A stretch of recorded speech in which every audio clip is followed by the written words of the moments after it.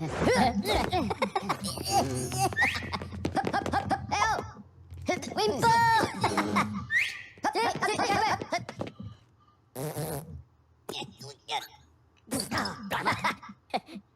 pivotara.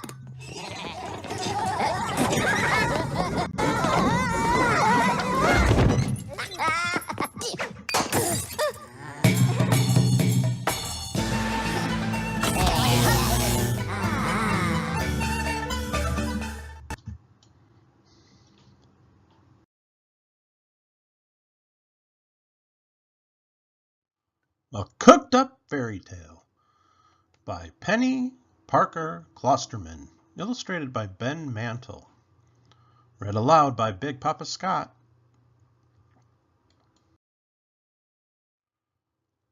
Although William lived in the magical land of fairy tales, he preferred pastries to princesses, kitchens to kingdoms, and recipes to the royal reporter.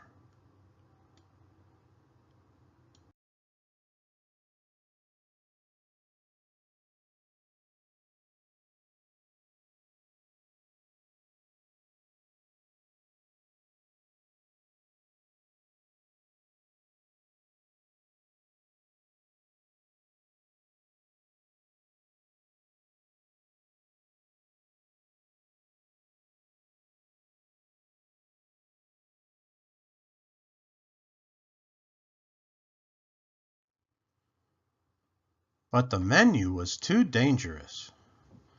Pot o' wolf stew. Bring water to a boil. Stir in 3 cups of peas, 3 cups carrots, 3 cups potatoes.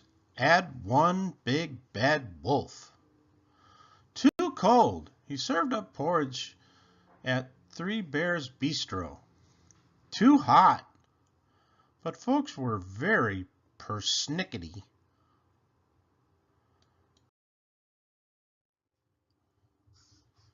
And he baked for gingerbread on the go. That hadn't ended well either. William decided he'd better cook from home, but his pantry was almost bare, so he emptied the last few coins from his cookie jar and headed to the market.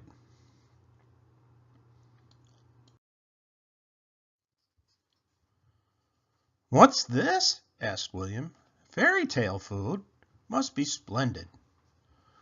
But it was only raw apples, beans, and a pumpkin. "This isn't splendid," said William. "Clearly, Fairy Tale headquarters needs a good chef to spice things up before the bedtime delivery." So he sliced and diced, chopped and topped, and stirred and whirred. Then he packed his delectable creations and followed the signs to Fairy Tale headquarters. "Judy, I need apples." "And I need beans." "The pumpkin, Judy, the pumpkin." "Where can that delivery be?" asked Judy in a stew.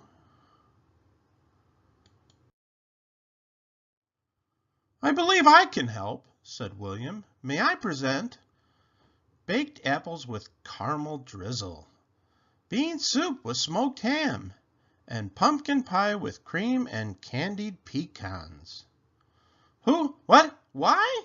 stammered Judy. "I need shiny apples and raw beans and a whole pumpkin. Don't you know anything about fairy tales?" "I'm sorry," said Williams. "I read cookbooks, not fairy tales. But maybe I could." "You? You've cooked up enough trouble," said Judy.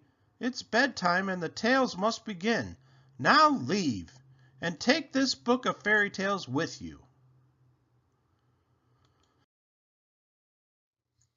William plopped down outside the kingdom wall and opened the book. "Poisoned apple? Beanstalk? Pumpkin coach? Oh my!" said William. Fairy tales really do have their own ingredients." He rushed back to find Judy.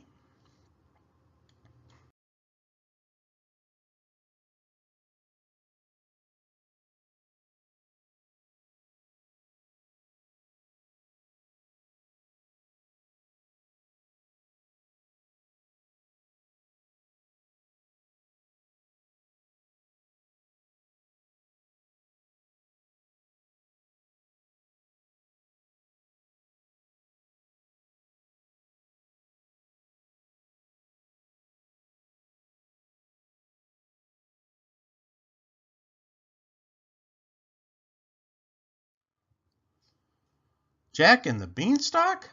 The giant said something like, "Fee, fi, fo, fum. I smell soup, and I want me some." Jack was in a pickle, but he drove a hard bargain and traded the pot of soup for the giant's castle in the clouds. Another happily ever after. "Such a relief," said William. "What about the pumpkin tale?" Cinderella? It's still unfolding. We'll find out together. "Oh no," said William. "This is a recipe for disaster." Then, slip, flip, whack, smack.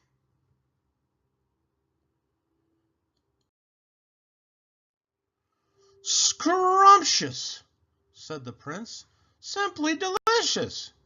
He took another bite and said, "I vow to search all the land until I find the baker of this pie."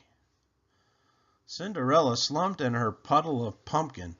"This isn't happily ever after," sighed Judy. "Happily ever after?" murmured William. He strode right into the fairy tale. "Your Highness, I baked the apple pie, and I will bake you pies ever after. But may I suggest you can have your pie and your princess too?" The prince gazed at Cinderella. "You're a feast for my eyes," he said. "Would you care to dance?"